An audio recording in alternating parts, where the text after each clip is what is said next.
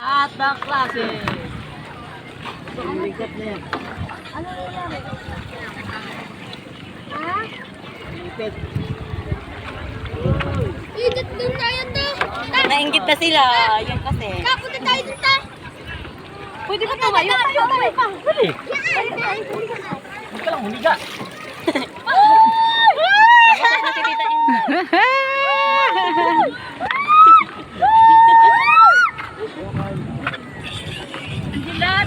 Hi! Huwag mo gawin yung panyo. Panyo, huwag gawin. Mahirap daw sa guwanin. Lalo. Malaban yung panyo. Okay na sila. Napakalalim pa yung panyo ng ating dito. Ayun na. Hintayin nyo kami dyan! Diyan lang kayo.